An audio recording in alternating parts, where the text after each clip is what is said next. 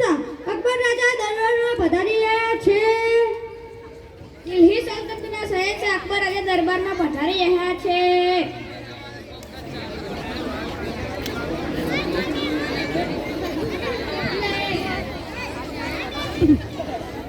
બીરબલ, આકાશમાં કેટલા તારા છે? મહારાજ, આ તો સાવ સહેલો પ્રશ્ન છે. તમારા માથામાં જેટલા વાળ છે તેટલા આકાશમાં તારા. વાળ તો કેવી રીતે ગણી શકાય બીરબલ? મહારાજ, તારાઓનો પણ તેવું જ છે. તારાને પણ ગણી શકાય નહીં. વાહ બીરબલ વાહ, તારી બુદ્ધિને આજે જ આવી મને લે આવી. ધન્યવાદ મહારાજ.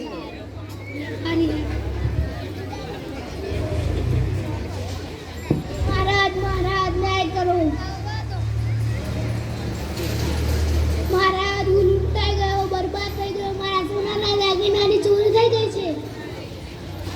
તમને કોના પર શક છે? તમે ચોરને જોયો છે? ના મહારાજ. મહારાજ, મને તો લાગે છે કે આપણા ગામમાં ચોર આવ્યો હશે, તેને ચોરી કરી હશે. મહારાજ, મને તો લાગે છે કે આમની પત્નીએ જ ચોરી કરી હશે. બીરબલ, તારું શું માનવું છે? તમારા ઘરે બીજું કોણ કોણ રહે છે? મારી પત્ની અને તેના નોકરો. સારું, ચાલો ચોરીનો ભેદ ઉકેલવા તમારા ઘરે જઈએ.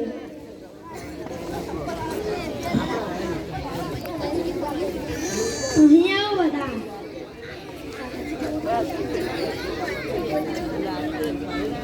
જુઓ, તમારા શેઠના દાગીનાની ચોરી થઈ ગઈ છે. તમે કોઈ લીધા છે? સારું, જુઓ, મારી પાસે 4 જાદુઈ લાકડી છે. જેને પણ ચોરી કરી હશે તેની લાકડી કાલે સવારે 1 વાગે જેટલી વધી જશે. કાલે આ લાકડી લઈને દરબારમાં હાજર રહેજો.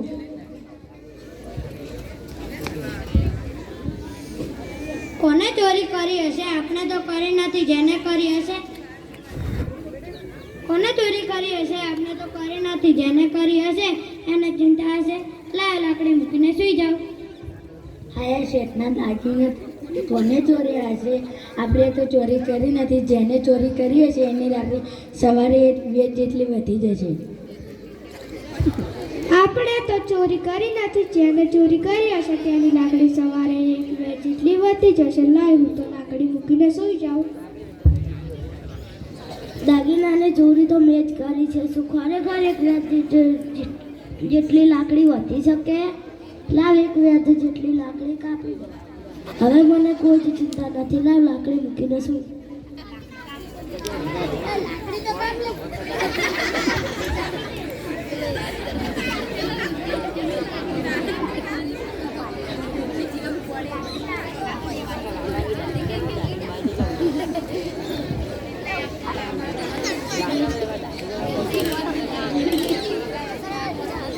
આવવા દો. આવો વેપારી, શું થાય? ચોર મળી ગયો? ના મહારાજ. બીરબલ, આવી ગયા બધા? મહારાજ, સોનાના દાગીનાની ચોરી આને જ કરી છે. આ જ ચોર છે. મહારાજ, મને માફ કરો. મહારાજ, મને માફ કરો. બીરબલ, તને કેવી રીતે ખબર પડી? મહારાજ, આ લાકડી કોઈ જાદુઈ લાકડી નથી, પણ મેં એમને કહ્યું હતું કે જેને પણ ચોરી કરી હશે તેની લાકડી કાલે સવારે 1 વાગે જેટલી વધી જશે. એટલે તેને અકાલે 1 વાગે જેટલી લાકડી કાપી નાખે છે. ખરું ને? હા મહારાજ. સિપાહીઓ, આને કાળગોઠરીમાં પૂરી નાખો અને તેના ઘરેથી સોનાના દાગીના લાવીને વેપારીને પાછા આપો. જી મહારાજ. મહારાજની જય હો, બીરબલની જય હો. શાબાશ બીરબલ, શાબાશ. તું એ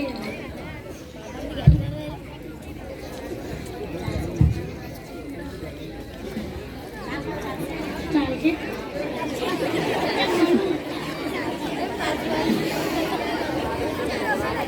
બીરબલ, આપણા રાજ્યમાં બધા ઈમાનદાર હશે?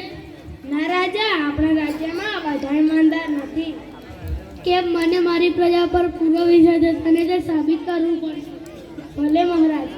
સિપાહીઓ, કાલે શિવ મંદિરમાં શિવ પૂજા હોવાથી ગ્રામજનોને કહો કે ગ્રામજન એક દૂધનો લોટો લઈને આવે અને ઘડામાં રેડે. તેનાથી શિવલિંગની પૂજા થશે.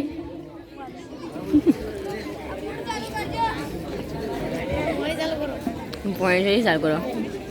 સાંભળો સાંભળો સાંભળો. મહારાજે કાલે શિવ મંદિરમાં શિવ પૂજા રાખેલ હોવાથી દરેક ગ્રામજનોને કહો એક દૂધનો લોટો લઈને આવે અને ઘડામાં રેડે, તેથી દૂધ શિવલિંગની પૂજા થશે.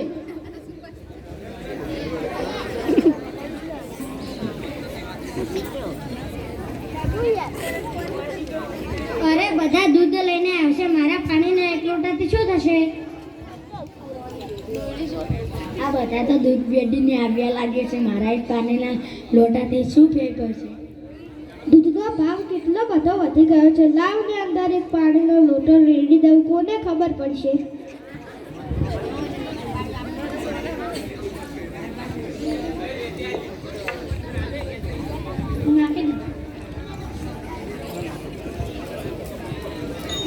ચાલો બિરબલ, ઘડો જોવા જઈએ. ઘડો ભરાઈ ગયો હશે. સારું, ચાલો મહારાજ.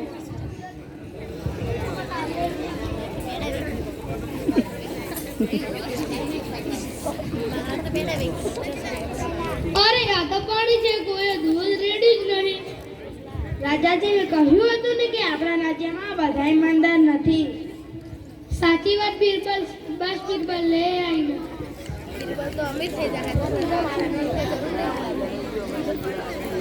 આ બિરબલને તો કંઈક કરવું જ પડશે. હા, રાજાની તો માલી તો છે. કેટલી ભેળ સોગાદો મળે છે આ બિરબલને. અહીંયા આવો બધા. હા હા, આમ જ કરીએ.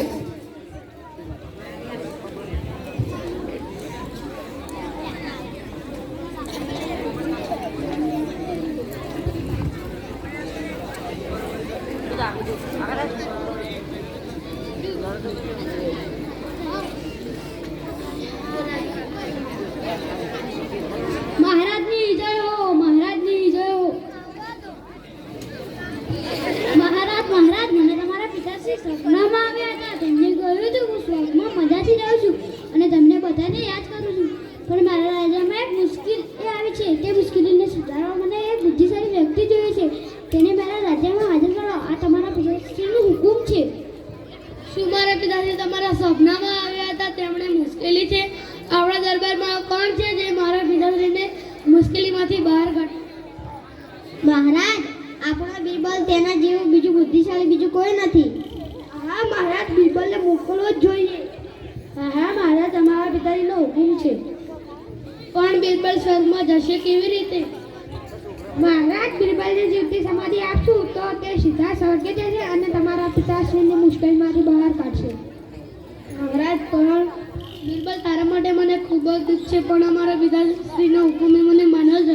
સિપાહીઓ, કાલે બિરબલને જીવતા સમાધિ આપવાની છે, તેની તૈયારી કરો. જી મહારાજ. હવે બિરબલનો વારો છે.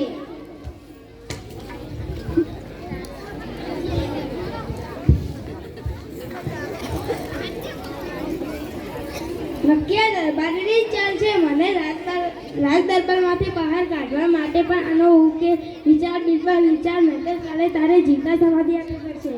જલ્દી વિચાર, જલ્દી વિચાર. હા, ઓકે, મળી ગયો.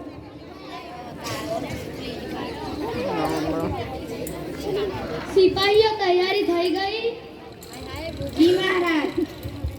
મહારાજ, મને પણ મારા પિતાશ્રી આવ્યા હતા. તેમને કહ્યું હતું કે હું સ્વર્ગમાં મજાથી રહું છું, પણ મહારાજ, મને તમારા પિતાશ્રી સપનામાં આવ્યા હતા. તેમને કહ્યું હતું કે હું સ્વર્ગમાં મજાથી રહું છું, પણ મારા વાળ, દાઢી અને નખ ખૂબ જ વધી ગયા છે. એટલે તું આવે ત્યારે સારા વાળંદભાઈને લાવજે. હા હા બિરબલ, મારી પિતાશ્રીની તમામ ઈચ્છા પૂરી કરવા તૈયાર છું. સિપાહીઓ, આપણા ગામમાંથી વાળંદને બોલાવો. મહારાજ, આપણા મનુભાઈ જેવા તો કોઈ વાળ નથી. તે તો ખૂબ જ સરસ વાળ કાપે છે અને દાઢી કરે છે. સિપાહીઓ, મનુભાઈને બોલાવો. જી મહારાજ.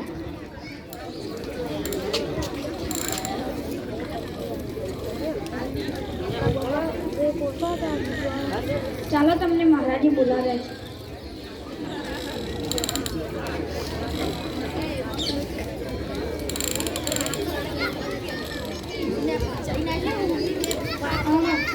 ભલે ત્યારે મનુભાઈ, તમારે પણ બિરબલ સાથે કાલે જીવતા સમાધિ આપવાની છે. અરે આ તો બિરબલ સાથે મને પણ જીવતી સમાધિ આપે છે. મહારાજ મને માફ કરી દો, મહારાજ મને માફ કરી દો. મને તો આ દરબારીઓએ કહ્યું હતું, મને કોઈ સપના આવ્યું નથી, પણ મને તો આ દરબારીઓએ કહ્યું હતું. સિપાહીઓ આને અને દરબારીઓ કાળગુઠરીમાં પૂરી નાખો અને બિરબલની સમાધિ બંધ કરો. જી મહારાજ. મહારાજ મને માફ કરો, મહારાજ મને જોરદાર તાળીઓ થાય.